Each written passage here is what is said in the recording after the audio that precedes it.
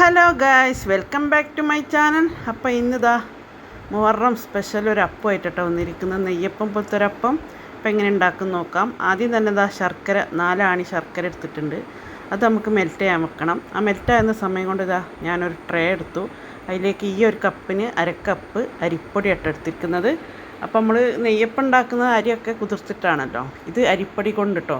പിന്നെ ഈ ഒരു കപ്പിന് മൈദ എടുത്തിട്ടുണ്ട്. 1/2 കപ്പാണ് എടുത്തത്. ആ ഒരു കപ്പിന് 1/2 കപ്പ് മൈദ എടുത്തിട്ടുണ്ട്. ഇനി ഈ ഒരു കപ്പിന് 1/4 കപ്പ് പുട്ടുപൊടിയാണ് കേട്ടോ, അതും അതിലേക്ക് ഇട്ടെടുത്തു. ഇനി ഇതാ ഈ ഒരു കപ്പിന് 3/4 കപ്പ് തേങ്ങ ചിരകിയത് ഇട്ട് കൊടുക്കുന്നുണ്ട്. സിമ്പിളാണ് ഉണ്ടാക്കാൻ. ഇതാ ഒരു മധുരം ബാലൻസിന് വേണ്ടിയിട്ട് ഉള്ളിപ്പിട്ട് കൊടുക്കുന്നുണ്ട്.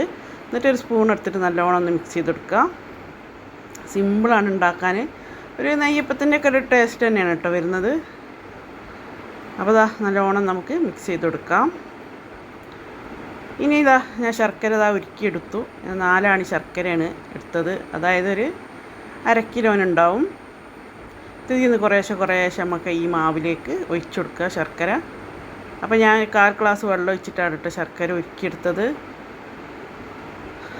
ഒരൊറ്റടിക്ക് ഒഴിച്ചെടുക്കാതെ കുറേശ്ശെ നമുക്കിത് ഒഴിച്ചെടുക്കാം. ഇപ്പോൾ ഇതാ ഫുള്ളായിട്ട് ഞാൻ ഒഴിച്ചെടുത്തു. ഇനി നല്ലോണം സ്പൂൺ എടുത്തിട്ട് മിക്സ് ചെയ്തെടുക്കാം. ഇനി നമുക്കിത് മിക്സിൻ്റെ ജാറിലിട്ട് നല്ലോണം അരച്ചെടുക്കണം. ഇപ്പോൾ ഇതാ മിക്സിൻ്റെ ജാറ് ഞാൻ എടുത്തു. അതിലേക്ക് ഈ മാവ് മൊത്തം ഒഴിച്ചെടുക്കുന്നുണ്ട്. ഇനി നമുക്ക് നല്ലോണം വെള്ളമൊന്നും ഒഴിക്കരുത്, നല്ലോണം അരച്ചെടുക്കാം. അപ്പോൾ ഇതാ നല്ലോണം ഞാൻ അരച്ച് ഫൈനായിട്ട് ഈ ഒരു കട്ടിയിൽ ഞാൻ അരച്ചെടുത്തിട്ടുണ്ട്. അപ്പോൾ നമ്മൾ ആ പാത്രത്തിലേക്ക് തന്നെ ഒഴിച്ചെടുത്തു. ഇനി ഇതൊരു 1/4 മണിക്കൂർ നമുക്ക് റെസ്റ്റ് ചെയ്യാൻ വേണ്ടി വെക്കണം. അതിന് മുന്നേ ബേക്കിംഗ് സോഡ, ഒരു 1/4 ടീസ്പൂൺ ബേക്കിംഗ് സോഡ ഞാൻ ഇതിലേക്ക് ആഡ് ചെയ്യുന്നുണ്ട്. അതും അതിലേക്ക് ഇട്ടിട്ട് നല്ലോണം ഒന്ന് ഇളക്കി കൊടുത്തിട്ട് നമുക്കിതൊരു 1/4 മിനിറ്റ്, ഒരു 1/2 മണിക്കൂറിൻ്റെ അടുത്തായിട്ട് നമുക്കൊന്ന് റെസ്റ്റ് ചെയ്യാൻ വേണ്ടിയിട്ട് വെക്കാം, മൂടി വെക്കാം. ഇത്ര പണിയുള്ളൂ കേട്ടോ. ഇത് നല്ലോണം ഈ ഒരു കട്ടിയിലാണ് നമുക്ക് മാവ് വേണ്ടത് കേട്ടോ. ഇതിൽ കൂടും ചെയ്യരുത്, കുറയും ചെയ്യരുത്. ഇനി നമുക്കിത് മൂടി അവിടെ ഒരു 1/2 മണിക്കൂർ റെസ്റ്റ് ചെയ്യാൻ വെക്കാം. ഇപ്പോൾ ഒരു 1/2 മണിക്കൂർ കഴിഞ്ഞതിന് ശേഷം ഞാനൊരു ഇരുമ്പിൻ്റെ ചട്ടിയാണ് ഇട്ട് വെക്കുന്നത്. അതിലേക്ക് എണ്ണ ഒഴിച്ചെടുത്തു. അപ്പോൾ എണ്ണ ചൂടായതിന് ശേഷം നമുക്ക് ഓരോ കയ്യിൽ അതിലേക്ക് മാവ് നെയ്യപ്പം ചുടുന്ന മാതിരി തന്നെ അതിലേക്ക് ഒഴിച്ചെടുക്കാം. അപ്പോൾ ഫസ്റ്റ് ട്രിപ്പ് ഞാൻ ഒഴിച്ചെടുക്കുന്നുണ്ട്.